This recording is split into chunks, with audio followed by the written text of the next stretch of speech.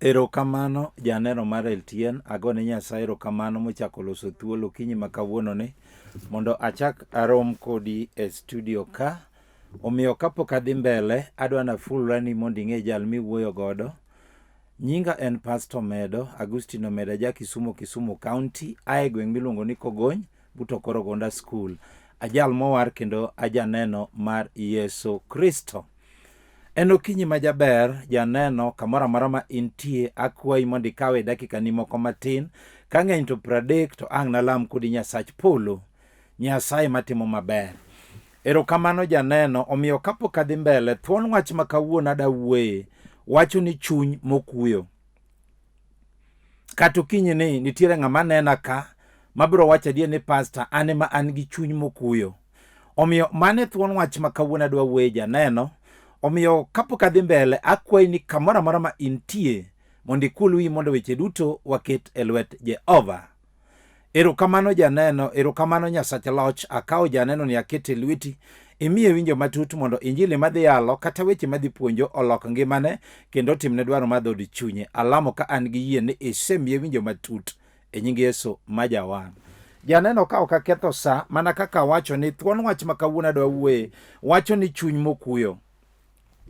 En adier, ing'eyo ni nitiere chuny ng'ato ma chandruok mokale nyalo miyo osin to ok otuo.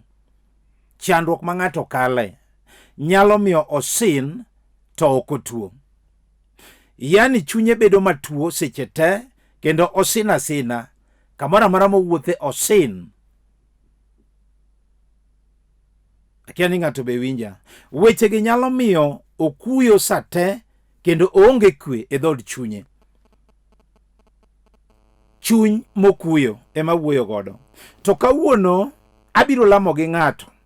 Abiro lamo kodi Nyasach polo, jal manyalo kuyo chuny mokuyo, machandore, motim ne ng'ato maber, okinyi ma kawuono ni. Mae momiyo ija awi in mikete lolwe TV ni, kawuono samoro nyalo bedo ni in ema muo madhi somo ni, ibiro wacho adier, ji wacho gadier ni pastor ane minena. Omiyo adwa wuoyo gi chuny mool kata chuny mokuyo. Omiyo adwa ni bed mos kendo iwinj wach Nyasaye. Ng'at mabiro wacho adier ni pastor ane masin to ok atuo. Ing'eni ji mang'eny inyalo bedo mosin lakini ok ituo nikech chunyi okuyo. Koro inyalo bedo mosin to ok ituo. To amor kawuono ni bang' lamo kodi Nyasach polo, duoko biro yudore. Kendo an ka mondo ao chuny mokuyo. Omiyo adwa somo kodi muma Nehemia 2 wang'e. Adwa ni kamoro amora ma intie in bende kaw mumbi mondo wasom kodi Nehemia 2 e wang'e. Ndiko mar Nyasaye wacho niya, ne en dwe mar Nisan e higa mar piero ariyo mar loch Ruoth Artaxerxes. Kaka gamo divai ne en tichna. Ne akawo divai ma amiyo ruoth, to nakuyo kachung e nyime. Ruoth nopenja niya, ang'o momiyo isin to ok ituo? Nyaka be ni chunyi chandore. Adwa nawuo gi chuny mokuyo. Mana kaka wacho ni ng'ato nyalo bedo mosin to ok otuo nikech en gi chuny mokuyo. Ruoth nopenja niya, ang'o momiyo isin to ok ituo? Nyaka be ni chunyi chandore. Nawinjo kamano miluoro nomaka. Naduoko ruoth niya, Ruoth, mondo idag aming'a. Akuyo nikech dala moike kwerena odong' nono, kendo dhorange osewang' gi mach.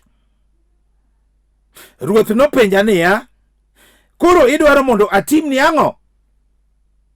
Nalamo Nyasach polo, mi awacho ne ruoth niya, kalong'oni kendo kiyie koda, to yie adhi Juda nyaka dala monoikie kwerena mondo achak agere kendo.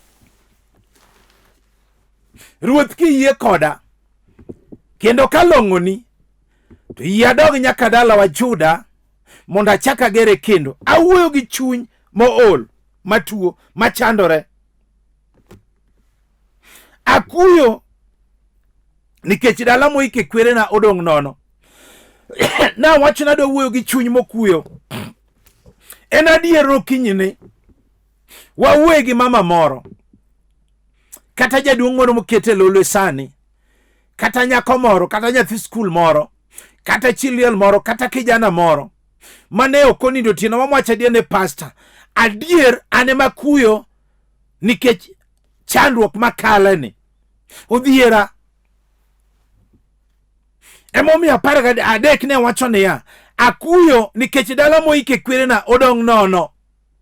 Wawuoyo gi ng'at mokuyo mobedo mos mabiro wacho ne pastor, ane makuyo chandruok makale omiyo asebedo gi chuny matuo. To kawuono ayie na biro lamo kodi Nyasach polo, Nyasaye matimo maber. Omiyo en kae ndi obiro timo ne ng'ato maber. Pastor, wan waiko higa ka higa, dala waiko higa ka higa. Weche gi nyalo miyo ng'ato bed mokuyo to ok otuo. Wakele Yesu ni sani.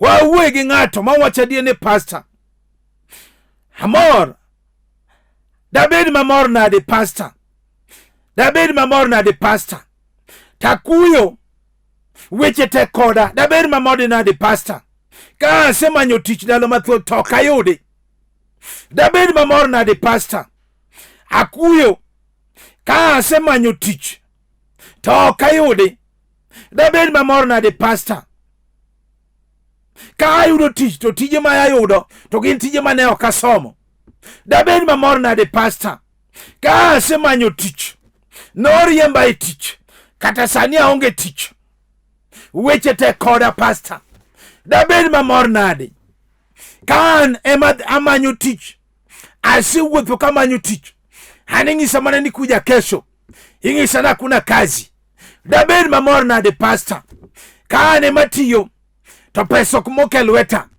lala, dabed mamor nade pastor, kusipna nigi tich an aonge godo, dabed mamor nade pastor, ka aseplai tije mathoth to ji yudo tich to an onge duoko.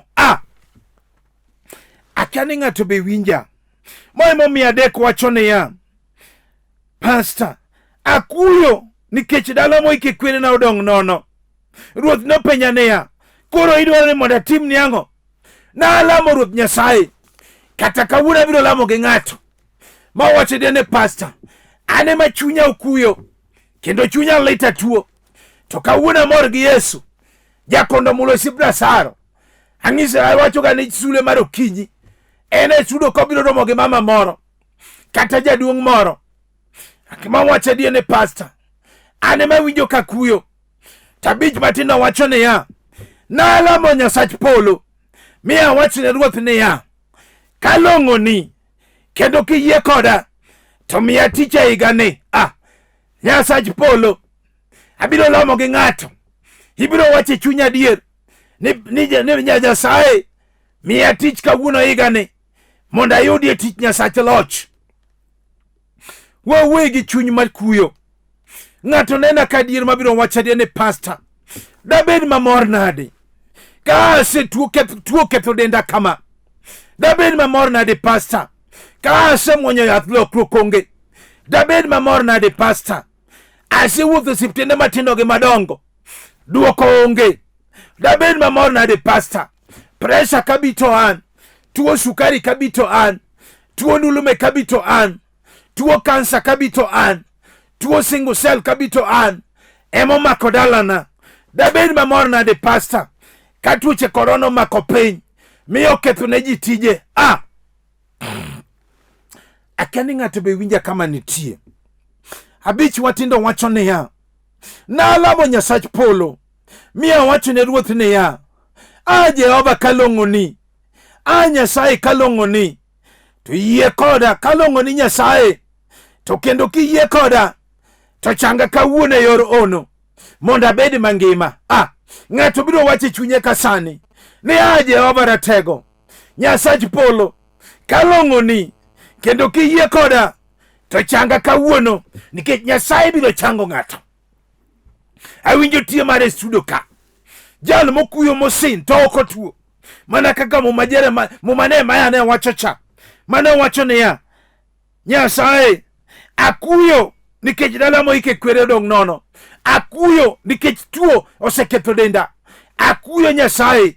To wacho niya abich, Nalamo Nyasach polo, miya wacho ne Ruoth niya, Jehova kalong'oni, Nyasaye kendo kiyie koda, to changa kawuono. Awinjo kobiro chango ng'ato mokete lolwe manena kasani. Amor gi Nyasaye gokinyne. Adier ng'ato nena ka mabiro wacho adier ne pastor, dabed mamor nade ka kuyo tamore ok nyal bete oda. Pastor, dabed mamor nade ka kuyo aywak pile okinyi gotieno. Pastor, dabed mamor nade ka ok warome dhok chon to ne waherore mani waluongore ni sweet darling. Dabed mamor nade pastor ka tinde dichuo madak godo tinde olokona pache.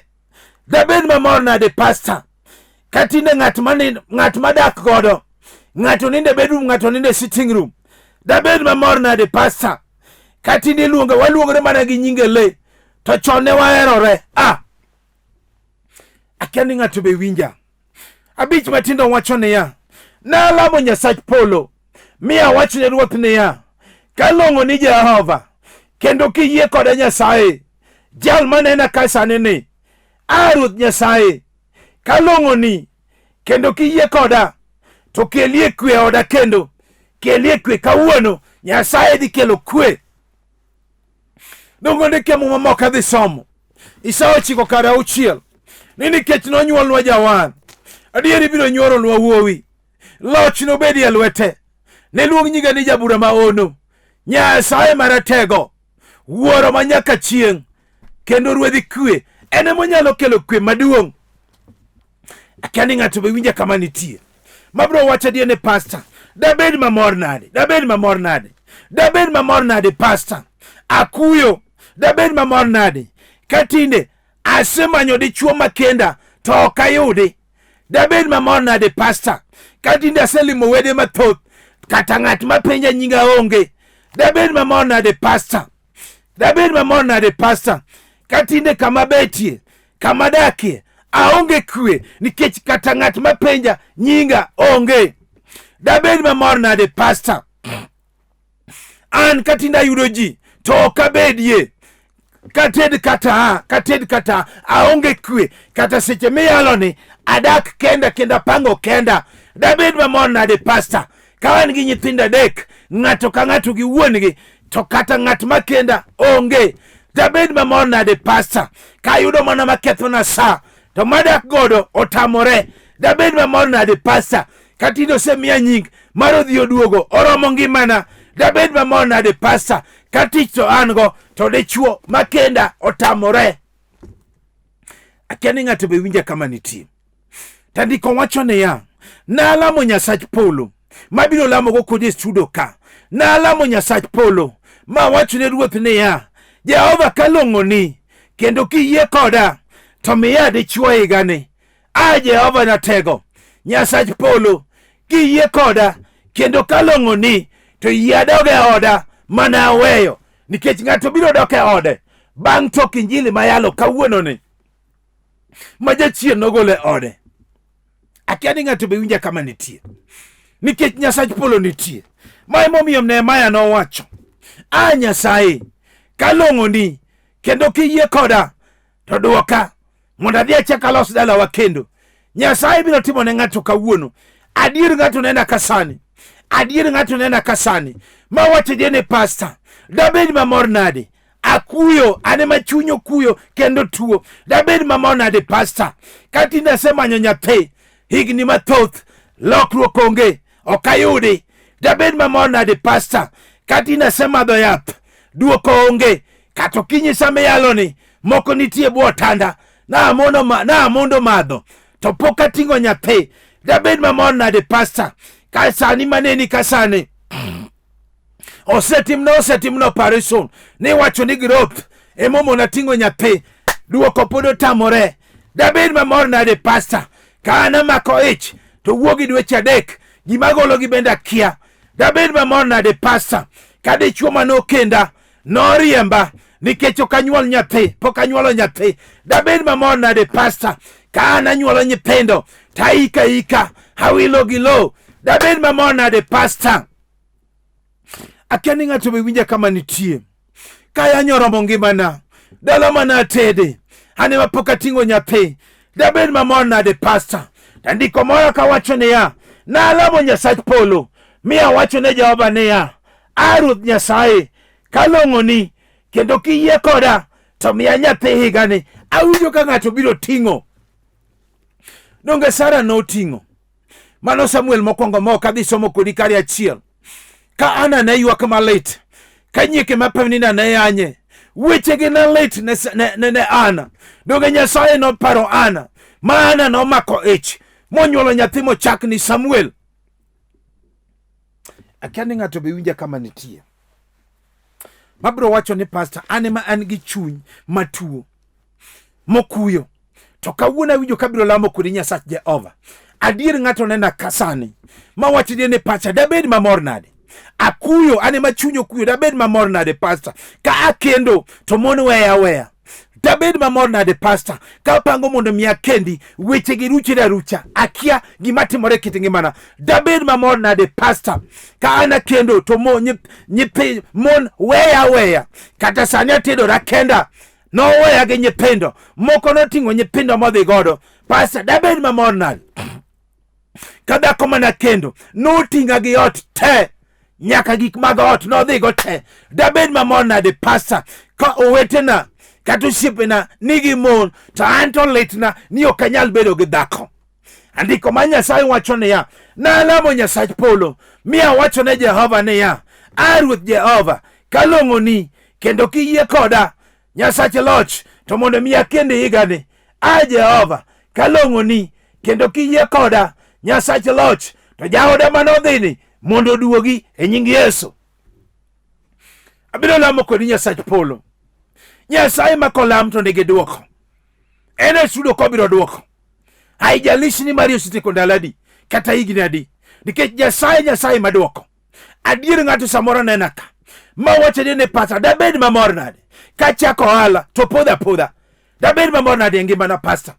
An kaketo ohala pastor kachako to chunya chido godo. Akia gimatimore kit ngimana. Dabed mamor nade. To weche gi osemiyo chunyo kuyo. Dabed mamor nade pastor. Ka pango mondo miya timo ohala luara. Dabed mamor nade pastor. Ka gope oluora kaka chul otama. Dabed mamor nade pastor. Naketo mena kata ng'at manyiewo onge. Naket rech kata ng'at mabiro onge. Nateme gi lewni. Nateme gi wuoch. Naketie hardware. Naketie M-Pesa. Naketie nyaka mara lot nyaka mbaro nyanya kata ng'at mabiro nyiewa onge. Pastor dabed mamor nade. Ndiko wacho niya. Nalamo Nyasach polo mar biro lamo kodi ka. Ma wacho ne Nyasaye niya. Jehova ratego. Kalong'oni kendo kiyie koda to miya ohandani manopodhoni ochako chung kendo. Akia ni ng'ato be winja kama nitie. Mokete lolwe sani. Ma wacho ni pastor ane man gi chuny mokuyo. Ta winjo ka Nyasach polo kolam to duoko biro yudore. Nikech ndiko chane wacho niya. Nalamo Nyasach polo. Miya wacho ne Ruoth niya. Jehova kalong'oni kendo kiyie koda. To duokna gima jachien okawe lwetani. Kata kawuono ng'ato nenaka. Mabiro wacho ni pastor dabed mamor nade. Dabed mamor nade. Ka kong'o oketho dalana. Otamo mondo kata nyipinda gedo. Kata nyipinda tich. Kata nyipinda nyomo. Pastor dabed mamor nade. Ka kong'o mako dalana. Nyipinda ok nyal tiyo. Ok nyal nyombo. Weche gi lit e dhod chunya. Mae samoro jaduong' moro nena ka wacho. Samoro mama moro nena ka gige lit e chunyi. Dabed mamor nade pastor. Dabed mamor nade ka kong'o miyo riemba nyaka tich. Tang'eni ok amadh na hero. Pastor dabed mamor nade. Katinde ane mochak ane Mr. Didio. Ane mochak jaoda ne Mr. Didio. Daily drinking officer. Dabed mamor nade pastor. Dabed mamor nade. Ka kong'o ketho ngimana. Akia gima timore ngimana. Dabed mamor nade pastor. Nikech mama moro ka sana ni nena. Kong'o miyo wacho no golo stress. winji onge golo stress, dabed mamor nade pastor ka kong'o ketho ngimana. Tandiko ma Nyasaye wacho niya, nalamo Nyasach polo, miya wacho ne Jehova niya, Ruoth Nyasaye kalong'oni kendo kiyie koda to mondo miyo kong'o rume dalana kawuono chop. Nyasaye dhi tieko kong'o. Jehova kalong'oni to yie mondo kong'o orume ngimana chop e nying Yesu. Akia ni ng'ato be winja kawuono mawacho ne pastor, awinjo duond Nyasaye, ane makuyo kendo asin tok atuo, kare nyaka be ni chunya chandore. Abiro kuoyo gi chuny mosechandore mool mondo wachni ne duoko nitie. Nyasaye kolam to duoko nitie. Ng'ato nena ka sana dier mabiro wacho ni pastor, dabed mamor nade, dabed mamor nade ka onge ot dala apango mondo miagedi to kethre aketha. Pastor, dabed mamor nade kama bati ni piny, yiere ni piny mondo achak wuoth mondo miadhi agedi gini ok nyalore. Pastor, dabed mamor nade kosiepena nyaka mbesena nigi ute kendo nigi miere to an aonge godo. Dabed mamor nade pastor ka wapango golo dalana to ok timre, higni sano oseluoro. Dabed mamor nade pastor ka mbesena nosegolo dala te nyaka osiepena ane mapok agolo dala. Dabed mamor nade pastor kana achako gedo maber to od ochungie kore, pesa norume lweta, akia gima timore. Nyasaye wacho niya, nalamo Nyasach polo, muma wacho niya, nalamo Nyasach polo, miya wacho ne Jehova niya, Ruoth kalong'oni kendo kiyie koda to miya ot mondo aged higani. Jehova kalong'oni kendo kiyie koda to jal manenani mondo bed gi dalane higani e nying Yesu. Dhi timore. Bedane gi yie. Yie makelo gik maonge mabedie. Awuoyo gi chuny mokuyo, chuny machandore mosin tok tuo. Nehemia noneno gigi nowacho, kani ng'ato be winja mawacho adier ng'ato nena kasane mowacho ni pastor, dabed mamor nade, dabed mamor nade ka chuora pango mondo miyo nyuoma dhok to ok timre. Dabed mamor nade pastor ka nyiminena maluwa nosenyuomo dhok te, an podi nyaka chaya tindo donje. Dabed mamor nade pastor kata diel pok oter korwa.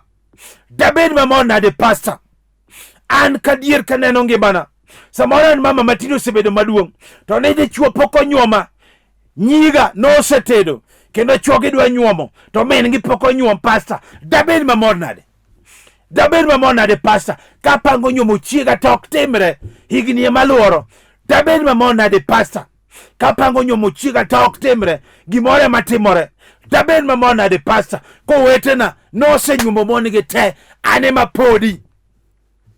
Andiko wacho niya, nalamo Nyasach polo, miya wacho ne Jehova niya, Ruoth Nyasaye kalong'oni kendo kiyie koda Nyasach loch to mondo mi nyuoma dhok higani. Ibiro nyuom ng'ato higani. Jehova kalong'oni kendo kiyie koda to mondo mi anyuom chiega higani. Biro timore e nying Yesu. Nikech Nyasaye makolam to timo. Donge mabiro lamo kodi e studio ka, jal mawacho ni pastor, ane ma chuny ol kendo chandore, atuo asin to katuo. Wawuoyo gi chuny maol. Ng'ato nena ka sana dier mawacho ni pastor, dabed mamor nade, nyathi skul moro nena ka kata ene college owacho ni pastor, ane makuyo. Dabed mamor nade pastor ka fiyo tamore maduoka ga skul mondo mi asom. Dabed mamor nade pastor ka nyithinda oringo skul bogo ni jela. Dabed mamor nade pastor. Awuoyo gi janyuol moro mawacho ni nyithinda oringo skul ok nyal somo. Dabed mamor nade pastor ka yanda riek to tinda dok mana chien nyaka joma nayombo tinde kala. Dabed mamor nade pastor ka tuo moro sando gi mana ni ok anyal tieko skul, ni ok anyal somo. Dabed mamor nade pastor ka ane college to fiyo tama matie godo aneno ka ok adhi bedo gi certificate. Andiko wacho niya, nalamo Nyasach polo, miya wacho ne Ruoth niya, Jehova kalong'oni kendo kiyie koda mondo fi oyudre ne nyathi skul manenani e yor ono. Jehova kalong'oni kendo kiyie koda Nyasach loch to mi nyathi skul ni rieko mane en go chon. Nikech Nyasaye machiwo rieko entiere studio ka. Mama moro chieng' moro biro ira. Ong'isa ni pastor, anema akuyo kena asinto katuo. Pastor, chunya chandore. Asinto katuo. Jaoda noriemba gi nyithindo ariyo. Sani higni 5. Kata ng'at mapenja nyinga onge pastor. Chuo ringa. Akia gima timore kit ngimana. Nang'ise ni mama, adwa lamo kodi Nyasach polo. Nyasaye makolam to timo. Asomo kodi Zaburi 107 kari 4 ma kadhi somo. Ni mawacho ni Jomoko no baya pim. Ni ok inyalo yudo mier ma ginyalo dakie. Kech nokayogi, mariyo noloyogi, migeno mane gigo orumo. Ni to kane gin e chandruok kamano, to ne giywak ni Nyasaye mondo okonygi mi ogologi e chandruok gino. Ne otelo negi e yo mochikore tir nyaka ne gichopo e dala ma ginyalo dakie. Sama ne lamo kod mamani, duoko noyudore kendo nokende gi nyithindo ariyo. Iwinjo kamari ni en mane? Kijana moro bendo biro ira. Ong'isa ni pastor, dabed mamor nade. Moro rume ngimana. Nikech asemanyo tich. An gi papers. Pastor na akalo. Kenda riek. Ta asemanyo tich. Mamanyo tich olokore tich. Pastor, asinto katuo. Weche gigidhe gi dhod chunya. Sama ne ng'ise ni manya. Kijaja wacho ne ga ng'ato ni manya ka in machiegni. Sama no manya. To bang' lamo kode Nyasach polo. Duoko noyudore. Ma kijana ni noyudo tich e pinje maoko. Nyewo wuyo nyaka kode e WhatsApp. Ung'isa ni pasi kiaya. Ane miluonga ni ng'ande. Aneno kogine e WhatsApp. Mane lamo na mane itabiri weche mabeyo ngimana.